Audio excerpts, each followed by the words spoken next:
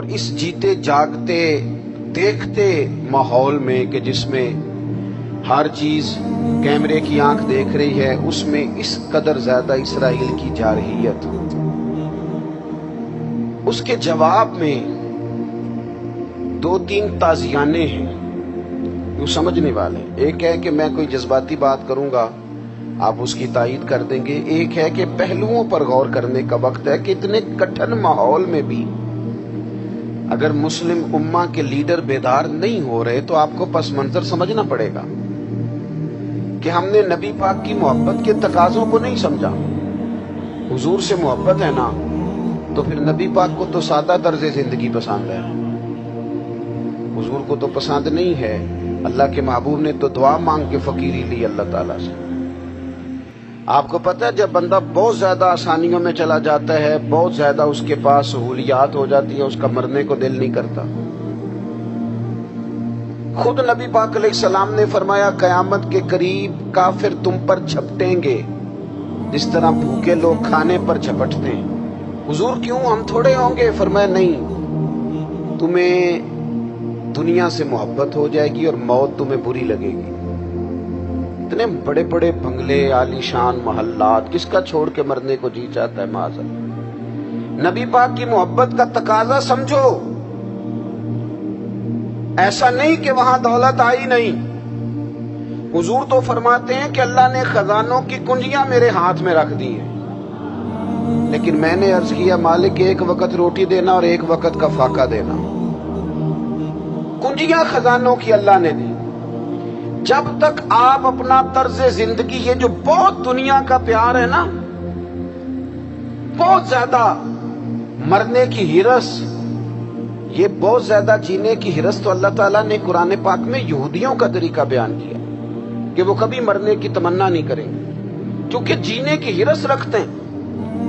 نبی پاک علیہ السلام کے غلاموں، طرز زندگی جب تک سادہ نہیں ہوتا اور جب تک یہ دنیا کے جھمیلوں سے کسی کو دولت دے کر پیچھے کر دیا جاتا ہے، کسی کو عہدہ دے کر چپ کرا دیا جاتا ہے، کسی کو اقتدار دے کر چپ کرا دیا جاتا ہے، رسول اللہ صلی اللہ علیہ وسلم کے سچے غلام،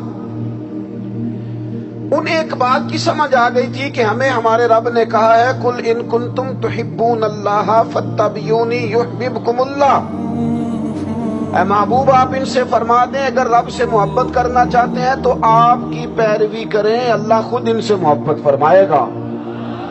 جب رب بھی ان کا ہو جائے گا، جب رب بھی ان کا کی محمد سے وفاتوں نے، تو ہم یہ جہاں چیز ہے کیا، یہ لوح و قلم تیرے ہیں، اس کا کیا مطلب ہوا؟ لوح و قلم، قلم لکھتی ہے نا تقدیریں، مقدر فیصلے، تو لوح و قلم تیرے ہیں، اس کا مطلب یہ ہے کہ پھر رب کریم تیرے اوپر فضل کرے گا، اور وہ جن فیصلوں کی امت کو دیانت سے چاہت ہے اللہ اپنے فضل سے وہ فیصلے فرمائے گا۔ جب تک زندگی حضور کی غلامی کی طرف نہیں جاتی وہ اللہ تعالیٰ کی تائید نہیں پاتی۔ حضرت عبداللہ ابن حذافہ رضی اللہ تعالیٰ عنہ کو رومیوں نے قید کر لیا تھا، اور جب رومی آپ کو قید کر رہے تھے، پکڑ رہے تھے، جنگ میں کچھ موڑ ایسا آ گیا کہ بظاہر مسلمانوں کے قدم پیچھے ہٹ رہے تھے، 1000 آدمی نے، 100 آدمی نے مل کے آپ کے گرد گھیرا ڈالا اور بڑی مشکل سے آپ کو گرفتار کیا۔ جب بادشاہ کے سامنے لے گئے نا تو بادشاہ سے اس کا سپہ سالار کہنے لگا کہ بندہ ضائع کرنے والا نہیں، یہ بات سمجھیں آپ، ہماری طبیعت کے مطابق جو بندہ پورا نہیں اترتا ہم ضائع کر دیتے ہیں۔ حالانکہ اگر آپ کو مخالف صف میں بندہ کام کا نظر آئے تو آپ غور فرمائیں کہ یہ ہمارے قافلہ محبت میں کیسے شامل ہو سکتا ہے، اس کے لیے جد و جہد کریں تاکہ اس سے کام لیا جا سکے۔ اس نے کہا روم کے بادشاہ نے بندہ ضائع کرنے والا نہیں، وزیر نے کہا بادشاہ سے، اس نے کہا کیا کریں، کچھ ایسا کریں کہ یہ معاذ اللہ ہمارے دین میں آ جائے۔ اور قرآن مجید نے واضح کہہ دیا ہے کہ یہودی اور عیسائی تم سے راضی نہیں ہو سکتے حتی تتبع ملتہم، جب تک کہ تم ان کے دین کی پیروی نہ کرو۔ ان کو کسی طریقے سے معاذ اللہ عیسائی بنایا جائے۔ تو بادشاہ کہنے لگا 2-3 چیزیں ہیں جس سے کوئی بندہ بھی خریدا جا سکتا ہے، کر لیتے ہیں بات۔ اس نے سب سے پہلے حضرت عبداللہ ابن حذافہ سے کہا کہ جتنے پیسے آپ کہیں گے آپ کو ملیں گے، آپ اس دین میں آ جائیں معاذ اللہ۔ تو حضرت عبداللہ ابن حذافہ نا، کچھ لوگ بڑے سیانے ہوتے ہیں، بردبار ہوتے ہیں، بعض باتوں پر غصہ نہیں کرتے، ہنستے۔ حضرت عبداللہ ابن حذافہ ہنس پڑے، فرمانے لگے تجھے کس نے بادشاہ بنایا؟ تو بڑا بیوقوف آدمی ہے۔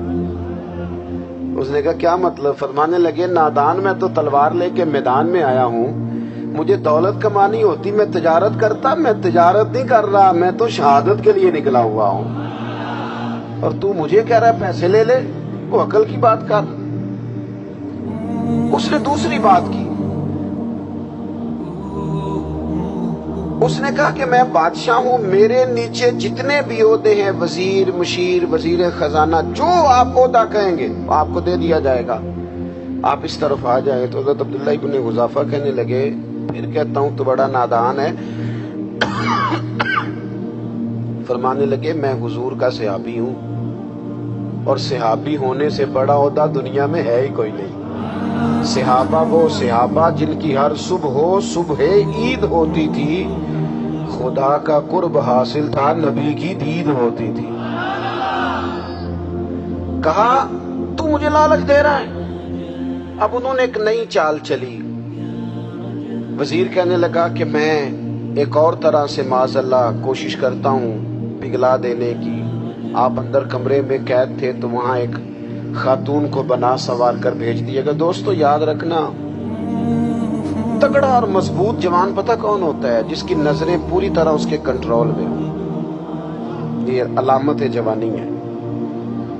جس آدمی کا پوری طرح، 2 لوگ دنیا میں کبھی کوئی کارنامہ سر انجام نہیں دے سکتے، ایک جو حرام کھاتا ہو، ایک جس کی نظر ناپاک ہو۔ محمد بن قاسم جب یہاں آئے تھے نا تو ایک دن بڑے پریشان تھے، تو ایک بزرگ کہنے لگے آپ کیوں پریشان ہیں؟ کہنے لگے راجہ دہر سے مقابلہ ہے، اور ہماری فوج تو سندھ کے رستے بھی نہیں جانتی، زبان بھی نہیں جانتی، لڑیں گے کیسے؟ 2-4 دن کے بعد ان بزرگوں کی دوبارہ محمد بن قاسم سے ملاقات ہوئی تو بڑے خوش تھے۔ کہا اب آپ کیوں خوش ہیں؟ کہنے لگے وہ میرا مقابلہ نہیں کر سکتا، میں نے تحقیق کر لی۔ کہا کیوں؟ کہنے لگے نظر کا گندا ہے، اور جو نظر کے گندے ہوتے ہیں وہ میدانوں میں ٹھہرا نہیں کرتے۔ میدان کے لیے نکلنے کے لیے پاک جوانی کی ضرورت ہوتی، تطہیر مزاج ہونا ضروری ہوتا ہے، پاکیزہ افکار اور سچی اور سچی ستھری سوچوں کا ہونا ضروری ہوتا ہے۔ اس لیے فرمایا کہ میرا مقابلہ نہیں کر سکتا۔ حضرت عبداللہ ابن حذافہ کمرے میں تھے، وزیر کی بیٹی اندر سجی سنوری پہنچ گئی۔ جیسے ہی آپ نے اس کفر کی چال کو دیکھا تو تیمم کر کے نفل شروع کیے۔ وہ ساری رات بیٹھی رہی، رب کا بندہ ساری رات عبادت کرتا رہا۔ عبادت بڑا سہارا ہے، مصلی بڑا سہارا ہے اللہ کے بندوں۔ صبح دروازہ کھولا، وزیر نے اپنی بچی سے پوچھنا چاہتا تھا رزلٹ کیا نکلا، تو کہنے لگی پیچھے ہٹ جا، اب تیرا میرا تعلق کوئی نہیں، میں نے نبی پاک کا کلمہ پڑھ لیا۔ اس نے کہا میں نے بھی زمانہ دیکھا ہے، پر یہ کیا لوگ ہیں، کستوری کے بنے ہوئے، سندل سے دھلے ہوئے، کہ میں ساری رات کمرے میں رہی اور 100 اور 1000 آدمی جس جوان کا مقابلہ نہ کر سکے، اتنا طاقتور جوان کمرے میں رہا اور اسے نظر اٹھا کے نہ دیکھا۔ وہ کچا رنگ للاری والا جڑا چڑھدا تے لیندا رہندا ہے، اے عشق تیرے دا رنگ محمد چڑھیا پھر نہیں لیندا۔